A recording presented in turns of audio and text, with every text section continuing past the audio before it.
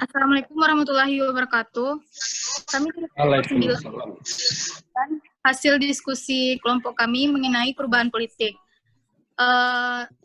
Sebelumnya saya akan memperkenalkan anggota kelompok saya dahulu. Yang pertama saya moderator penyaji. Yang kedua Nurul Husna Zaji, Meiska Fonita penyaji. Baiklah, materi pertama yaitu pengertian perubahan politik. Perubahan adalah suatu keharusan karena perubahan merupakan esensi dari kemajuan, yaitu harus berpindah posisi ke depan dari posisi semulanya. Sedangkan menurut Deliarnoy, politik adalah segala aktivitas atau sikap yang berhubungan dengan kekuasaan dan yang bermaksud untuk mempengaruhi dengan jalan mengubah atau mempertahankan suatu macam bentuk susunan masyarakat. Jadi, perubahan politik adalah suatu keharusan yang merupakan esensi untuk menjadikan perubahan politik agar menjadi lebih baik dari sebelumnya. Perubahan politik yaitu bagaimana kita harus mengubah kebijakan yang harusnya kebijakan yang dahulu harus diganti agar menjadi lebih baik sehingga suatu dapat menjadi lebih baik dan lepas dari keburukan. Selanjutnya itu tipe-tipe perubahan politik yang akan dijelaskan oleh Nurul Husna Zara. Kepada Nurul Husna Zara disilakan. Yang pertama adalah perubahan politik dibedakan menjadi 3. Menurut Surbakti, yang pertama adalah perubahan sistem. Ialah perubahan yang terjadi pada ketiga elemen sekaligus. Perubahan ini bersifat radikal karena tidak saja struktur dan strategi kebijakan berubah, tetapi juga sistem yang lain justru mempengaruhi ketiga objek yaitu kegiatan kolektif warga masyarakat yang sedikit banyak bersifat kekerasan untuk mengatasi sistem politik yang ada dengan sistem politik baru yang dianggap lebih baik. Yang kedua adalah perubahan di dalam, ialah sistem menjadi garis politik kaum reformis. Pada tipe ini, sistem nilai, struktur, kekuasaan, dan strategi menangani proses kebijakan pada dasarnya tidak mengalami perubahan. Yang berarti meskipun pemimpin pemerintah dan isi kebijakan umum mengalami perubahan. Yang ketiga adalah perubahan berkaitan dengan dampak berbagai kebijakan pemerintah terhadap lingkungan masyarakat dan lingkungan fisik. Di negara belum demokratis dapat saja terjadi distorsi yang menghambat penyaluran aspirasi masyarakat kepada pembuat kebijakan. Perumusan dan pembuatan kebijakan publik yang berlangsung secara demokratis sangat tergantung dari ada tidaknya ruang publik atau ruang dialog dalam proses pembuatan suatu kebijakan. Baiklah, sebab-sebab perubahan politik yang akan dijelaskan oleh rekan saya, Meiska Fonita disilakan. Baiklah, yang ketiga itu sebab atau sebab perubahan politik. Sebuah perubahan yang terjadi pasti memiliki suatu faktor yang menyebabkan perubahan yang mana termasuk ke arah politik. Perubahan politik dapat disebabkan oleh beberapa faktor, yaitu sebagai berikut. Diperkenalkan teknologi baru, perdagangan atau peperangan dan kudeta istana, perubahan dinasti, tampilnya raja gerakan-gerakan yang kultural dan intelektual. Dalam kaitan itu, bahwa sebuah perubahan merupakan hasil interaksi kepentingan yang secara ketat kondisi material yang terlibat. Ada dua faktor yang menyebabkan perubahan itu. Yang pertama itu konflik kepentingan. Konflik yang berupa ketegangan saja cenderung menimbulkan perubahan di dalam sistem atau dampak kebijakan yang bersifat moderat. Sedangkan konflik yang berupa kontradiksi cenderung menggoyahkan keseimbangan sistem sehingga dapat menimbulkan perubahan sistem dan dampak kebijakan yang bersifat mendasar. Konflik dapat diartikan sebagai interaksi antara paling tidak dua individu atau kelompok yang memiliki tujuan berbeda, perbedaan pikiran, perkataan, dan perubahan. Kedua yaitu gagasan atau nilai-nilai baru sebagai variabel yang independen yang menjelaskan perbedaan antara sistem sosial dan proses-proses perubahan sebagai kebijakan yang secara disengaja, terencana, dan terorganisasi dibuat dan dilaksanakan oleh pemerintah. Baiklah, sekian, terima kasih. Baiklah, itulah hasil presentasi dari kami. Kami akan membuka sesi tambahan kritikan kepada rekan-rekan yang ingin mengkritik serta memberi tambahan kepada kelompok kami, disilakan. Izin memberikan tambahan, moderator. Silakan kepada rekan saya Fadli. Terima kasih kepada Dani yang telah memberikan kesempatan selaku moderator. Ini menambahkan sedikit materi mengenai sebab-sebab perubahan politik, yaitu secara bentuk tertentu, sebab-sebab perubahan politik juga berkaitan dengan faktor kondisi eksternal dan internal sebagai dampak dari interaksi dan juga sifat antar kelompok-kelompok sosial, pergantian aktor politik, surutnya generasi tua dan munculnya generasi muda di atas pentas politik. Artinya, perubahan sosial terjadi secara kontinu di dalam masyarakat. Juga sedikit menambahkan, yaitu tentang partisipasi dari seorang warga di Amerika Serikat tentang partisipasi politik yang memberikan akibat kepada perubahan politik. Yang pertama yaitu pemungutan atau voting. Sekitaran 21 warga negara Amerika Serikat melakukan voting secara reguler dan tidak memberikan pengaruh kepada aksi-aksi pemerintah dengan beberapa cara lain, yaitu voting memberikan tekanan yang kuat atas figur-figur dan memberikan sedikit informasi. Sebenarnya voting juga dapat melibatkan individu saling berkonflik atas satu sama lainnya karena memilih parpol yang berbeda. Tetapi voting di sini memberikan akibat-akibat kolektif sehingga diperlukan sedikit inisiatif. Yang kedua ada kampanye, yaitu sekisaran 15% populasi masyarakat Amerika Serikat menjadi partisipan aktif dalam kampanye sehingga juga memberikan akibat-akibat kolektif dan juga diperlukan sedikit inisiatif. Sekian yang dapat saya tambahkan. Saya kembalikan kepada moderator. Terima kasih. Terima kasih kepada Saudari II yang telah menambahkan. Kemudian, bagi teman-teman yang ingin memberikan tambahan, kritik, atau saran pada kelompok kami, disilakan kembali. Izin moderator. Silakan, Doni. Baik, saya sedikit menambahkan dari tentang perubahan sosial. Saya di sini sedikit mencontohkan bahwasanya pada era kepemimpinan Susilo Bambang Yudhoyono menunjukkan bahwa perubahan politik di banyak negara di seluruh dunia hanya dapat terjadi dan didukung oleh faktor objektif dan subjektif. Kondisi saat ini menunjukkan bahwa secara objektif kondisi Indonesia sudah matang dan perubahan seperti ini ditunjukkan seperti hal-hal sebagai berikut. Yang pertama yaitu mayoritas kalangan intelektual tidak lebih bersedia membela pemerintahan SBY secara terbuka, kecuali intelektual yang sudah dikontrak istana. Padahal di negara demokratis, kalangan intelektual sangat menentukan legitimasi kekuasaan, KKN, korupsi, kolusi, dan nepotisme, yang harus diberantas sesuai dengan amanat utama reformasi 1998. Yang kedua yaitu media, terutama media berjaringan, internet, dan media elektronik, sangat kritis dalam suatu perspektif terhadap ketulusan dan kinerja pemerintah SBY. Partisipasi politik dalam bidang sosial dan politik semakin tinggi seiring meluasnya penggunaan jaringan sosial. Yang ketiga yaitu para aktivis pro-demokrasi, pemuda, dan mahasiswa seluruh Indonesia telah sepakat menilai bahwa pemerintah SBY gagal karena tidak berpihak kepada kepentingan mayoritas rakyat. Yang keempat yaitu banyaknya tokoh politik senior Indonesia, para pejuang kemerdekaan, dan Jenderal Purnawirawan TNI menganggap penggantian SBY harus segera, lebih cepat, lebih baik demi kepentingan nasional, terutama karena alasan kepemimpinan dan karakter yang sangat lemah. Yang kelima yaitu para tokoh agama terkemuka menyatakan bahwa pemerintah SBY telah melakukan banyak berbohong dan mengingkari. Dari contoh-contoh tersebut, saya mengambil kesimpulan bahwasanya perubahan politik tersebut karena terjadi beberapa faktor, yaitu karena kurangnya demokrasi yang dipimpin oleh seorang presiden. Kemudian di sini juga pengaruh media sangat berpengaruh terhadap perubahan politik.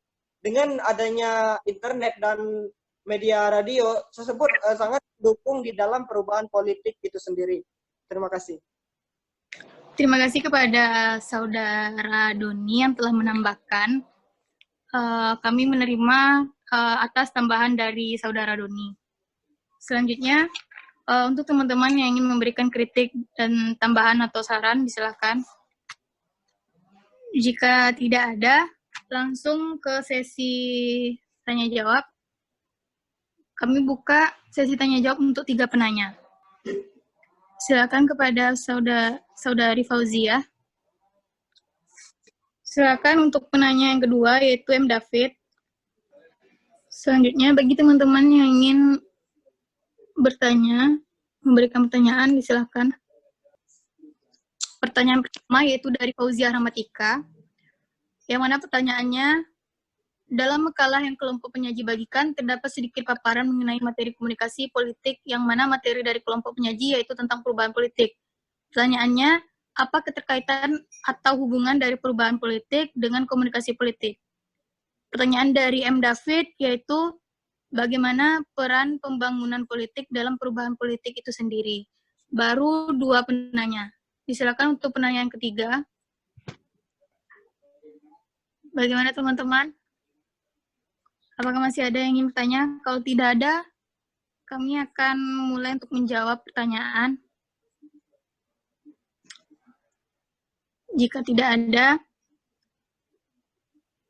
berikan kami waktu untuk menjawab pertanyaan dari Fauzia dan M. David. Ya, Saudara Doni. Silakan, Doni. Pertanyaan dari Doni yaitu, coba berikan contoh sebab-sebab perubahan politik dan kemudian apa yang melatar belakangi perubahan politik yang kelompok penyaji lakukan. Terima kasih kepada 3 penanya. Berikan kami waktu untuk menjawab pertanyaan dari teman-teman.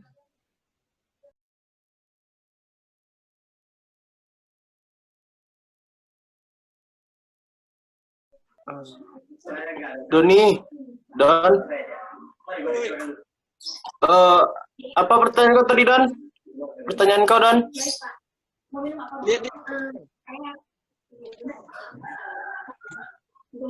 Berikan contoh sebab-sebab perubahan politik dan kemudian apa yang melatar belakangi perubahan yang dicontohkan. Contoh perubahan politik, Don? Ya, yuk. Contohkan terus sebabnya perubahan itu apa gitu. Contoh perubahan politik tuh, contohnya kan? Ya. Terus yang melatar belakangi atau apa sebab dari perubahan yang dicontohkan apa? Penyebab contoh, berarti penyebab contoh perubahan itu kan? Ya. Baiklah, saya akan mencoba pertanyaan di M. David, yaitu bagaimana peran pembangunan politik dan perubahan politik itu sendiri. Di sini saya ambil jurnal peran pembangunan politik terhadap pembangunan nasional, di mana peran pembangunan politik dalam perubahan politik itu sendiri yaitu di sistem politiknya. Sistem politik telah menjadi lazim dipergunakan judul buku-buku besar macam-macam karangan di bidang politik perbandingan. Sistem politik tidak hanya meliputi lembaga-lembaga pemerintah seperti legislatif, pengadilan, dan badan administrasi, tetapi semua struktur yang ada di aspek politik. Di antara struktur tersebut terdapat struktur tradisional seperti, saya ulang kembali, yaitu sistem politik. Eston berbicara tentang alokasi nilai-nilai yang berwenang, yaitu tentang keterampilan, gawat, dan dalam kekuasaan aturan, yaitu otoritas. Dalam keseluruhan, definisi tersebut tercermin legitimasi, sanksi berat, kekuasaan yang berhak untuk menghukum, menjalankan, dan memaksa. Yang kedua, yaitu struktur dan budaya. Istilah struktur dan budaya juga sangat penting dalam skema analisis ini. Struktur adalah seluruh aktivitas yang dapat diamati yang membentuk sistem politik. Salah satunya dasar dari sistem politik adalah peran politik. Yang ketiga yaitu input atau output. Di sini input dan output ini mendapatkan beberapa tuntutan, yaitu tuntutan akan tersedianya barang-barang dan jasa. Yang kedua, tuntutan akan pengaturan tingkah laku. Yang ketiga, tuntutan untuk berpartisipasi dalam sistem politik. Yang keempat, tuntutan akan komunikasi dalam informasi. Selanjutnya itu aspek-aspek fungsional sistem politik. Fungsionalisme adalah sebuah tema lama dari teori politik. Dalam bentuknya yang modern, penekanan pada fungsionalisme diambil dari antropologi dan sosiologi. Beberapa sistem politik terutama adalah regulatif dan ekstraktif. Sistem totalitarian menekankan tuntunan yang datang dari lingkaran internasional. Pada saat yang sama, sistem tersebut mengatur dan memaksa perilaku dalam masyarakat dan berusaha menarik sumber-sumber daya yang secara maksimum dari penduduknya. Baiklah, hanya itulah yang kelompok kami dapat. Bagi teman-teman yang ingin menambahkan jawaban untuk pertanyaan M. David, disilakan. Jika tidak ada, kami kembalikan kepada M. David. Bagaimana M. David? M. David ada nggak? Baiklah, pending dulu jawaban dari David tadi, karena M. David tidak merespon. Lanjut, pertanyaan dari Fauzia Ramatika akan dijawab oleh rekan saya, Foni. Kepada Nurul, disilakan. Baiklah, saya akan menjawab pertanyaan dari Fauzia Ramatika. Komunikasi sebagai pertanyaannya adalah apa keterkaitan atau hubungan dari perubahan politik dengan komunikasi politik. Jadi komunikasi sebagai perubahan politik yaitu Olive Gonchart menulis tentang proses politik sebagai pola interaksi yang berganda, setara, atau bekerja sama, dan bersaingan yang menghubungkan warga negara partisipan yang aktif dalam posisi utama pembuat keputusan. Serupa dengan Narudin menyatakan sebagai proses politik, komunikasi menjadi alat yang mampu mengalirkan pesan politik dan dukungan kekuasaan untuk diproses. Proses itu kemudian dikeluarkan kembali dan selanjutnya menjadi umpan balik. Dalam suatu sistem politik yang demokratis terdapat sistem suprastruktur politik dan subsistem infrastruktur politik. Proses politik berkenaan dengan proses input atau output sistem politik. Dalam model komunikasi politik dijelaskan bahwa komunikasi politik model input merupakan proses opini berupa gagasan, tuntunan, kritikan, dukungan mengenai suatu isu-isu aktual. Contohnya adalah proses politik yang paling aktual dalam sistem politik kita adalah isu tentang harga bahan bakar minyak. Tuntunan pembatalan kenaikan harga BBM dari berbagai kalangan masyarakat, mahasiswa, partai politik, organisasi kemasyarakatan, diajukan kepada wakil-wakil rakyat, mereka yang duduk di DPR dan DPRD, juga kepada pemerintah, eksekutif, presiden, dan para pembantunya. Kemudian DPR mengadakan sidang paripurna untuk membahas isu ini. Sebagai proses politik, komunikasi berperan menghubungkan bagian-bagian dari sistem politik dan mengibaratkan komunikasi sebagai aliran darah yang mengalirkan pesan-pesan politik yang berupa tuntunan, proses, dukungan ke jantung pemrosesan sistem politik. Sekian jawaban dari saya. Terima kasih kepada rekan saya Nurul. Kepada teman-teman yang ingin menambahkan jawaban dari Nurul untuk menjawab pertanyaan dari Fauzia, disilakan.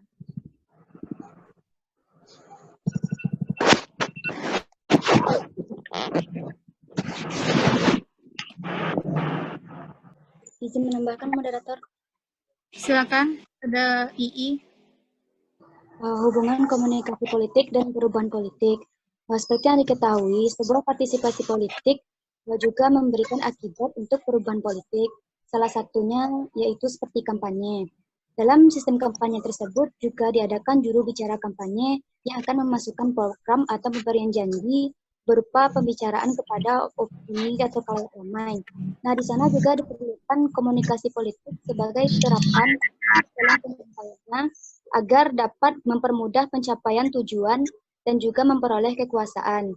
Jadi komunikasi politik dengan perubahan politik juga sangat erat kaitannya karena sama-sama bisa untuk mempermudah kita dalam mencapai kekuasaan ataupun tujuan, baik itu bagi para elit politik yang sedang melaksanakan proses kampanye ataupun dalam pemberian masukan janji-janji atau programnya. Sekian, terima kasih. Terima kasih kepada Saudari yang telah menambahkan. Bagaimana kepada Saudari Fauzia? Iya, baik, saya mengerti. Terima kasih kelompok penyaji dan Saudara Fadlihi. Baiklah, pertanyaan dari Doni yang akan dijawab oleh rekan saya, Foni. Pada Foni, disilahkan. Baiklah, saya akan mencoba menjawab pertanyaan dari ini. Sebab-sebab perubahan politik yang saya tahu yaitu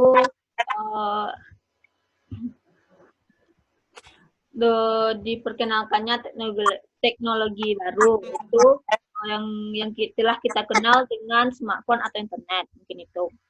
Oke, kemudian yang melatar belakangi perubahan politik yaitu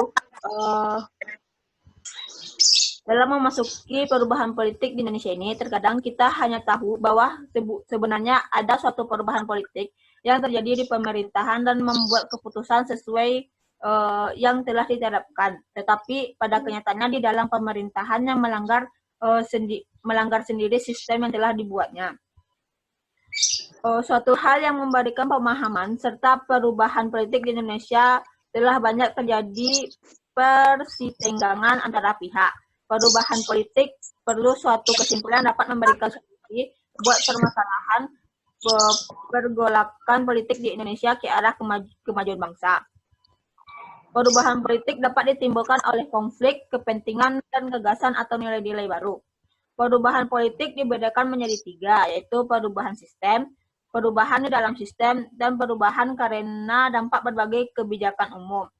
Menurut Dahderdorf, mungkin intens konflik kelas, makin radikal perubahan yang ditimbulkan dan semakin bersifat kekerasan, atau konflik konflik kelas, maka semakin tiba-tiba perubahan yang terjadi.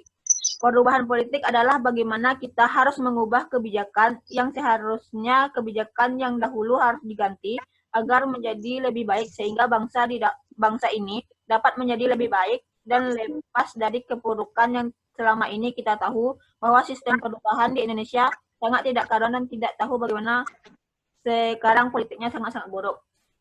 Mungkin itu saja yang saya tahu. Sekian, terima kasih. Terima kasih kepada rekan saya, Foni. Terima kasih kepada rekan saya, Foni. Jika ada dari teman-teman yang ingin menambahkan, disilakan. Izin menambahkan, Reni. Ya, silakan Wahyu. Baik, Assalamualaikum warahmatullahi wabarakatuh. Baik, langsung saja kepada Saudara Doni. Dari pertanyaan Saudara Doni dapat saya tangkap contoh perubahan politik dan apa yang menyebabkan perubahan politik. Bukan begitu, Saudara Doni? Ya, betul. Ya. Jadi, kalau untuk contoh perubahan politik, bisa kita ambil contoh di Eropa misalnya kan. Di Eropa dulu pernah terjadi krisis moneter zaman Raja Charles I ke zaman Raja Charles II gitu kan. Jadi terjadi krisis moneter dan terjadinya a cloud of empire atau terjadinya penguncian terjadinya pengekangan terhadap masyarakat yang ingin melakukan perubahan sosial atau lebih tepatnya itu mobilisasi gitu kan, perpindahan gitu kan, ingin melakukan perubahan gitu kan. Jadi di saat masa Raja Charles I terjadi pengekangan, terjadilah demo yang terjadi pada saat itu rakyat meminta untuk terjadinya perubahan sosial gitu kan.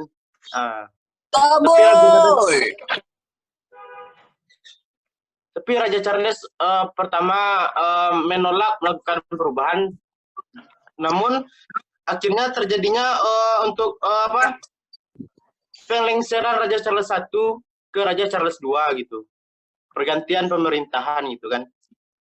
Namun tidak di Eropa saja, di Indonesia juga pernah terjadi tahun 98 zaman Soeharto gitu kan, ke zaman reformasi gitu kan. Itu kan terjadi kan krisis moneter dan fiskal nasional, masalah fiskal nasional itu. Jadi terjadinya krisis moneter dan fiskal nasional itu membuat sistem pemerintah kita tuh kacau, membuat eh, sebuah pergerakan gitu kan, terjadi pergerakan mahasiswa untuk mendemo bagaimana Soeharto itu harus lengser dari pemerintahannya dan membuat kebijakan baru dari masa Orde Baru ke zaman reformasi gitu kan. Sampai sekarang kita masih memakai zaman reformasi gitu kan.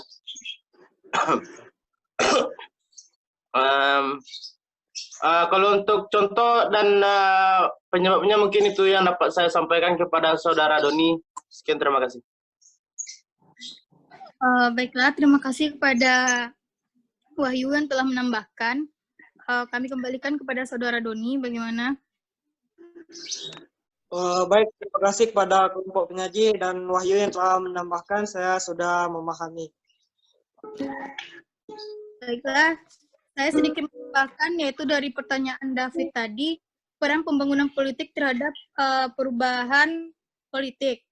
Yang pertama itu peran politik unifikasi primitif, yang menjelaskan tahap-tahap perkembangan politik, ini tahap politik unifikasi primitif, politik industrialisasi, politik kesejahteraan nasional, dan politik berkelimpahan. Yang kedua yaitu politik industrialisasi. Pada tahap ini negara mulai membangun dan berupaya memperkuat perekonomian dengan industrialisasi. Pola pembangunan lewat industri merupakan pilihan yang ideal yang harus ditempuh terutama oleh negara-negara maju seperti negara-negara di Eropa Barat. Yang selanjutnya yaitu politik kesejahteraan nasional. Politik kesejahteraan nasional merupakan politik bangsa-bangsa industri sepenuhnya, dan tahap ini menurut Organski adalah tahap di mana telah terjadi saling tergantungan antara rakyat dengan pemerintah yang selanjutnya menjadi lengkap. Selanjutnya yaitu politik berkelimpahan. Tahap ini menurut Organski adalah tahap politik berkelimpahan atau otomatisasi. Organski menyebutkan satupun negara dunia masuk dalam tahap ini, tetapi Amerika dan beberapa negara Eropa yang maju memasuki gerbang politik yang berkelimpahan ini. Bagaimana, apakah ada teman-teman yang ingin membantu atau menambahkan jawaban untuk pertanyaan M. David? Jika tidak ada, kami kembalikan kepada Saudara M. David. Bagaimana M. David? Ya, baik. Baiklah. Itu yang dapat kelompok kami sampaikan. Terlebih dan terkurang, kami mohon maaf. Kami tutup diskusi hari ini tentang perubahan politik. Wabillahi taufiq wal hidayah. Wassalamualaikum warahmatullahi wabarakatuh.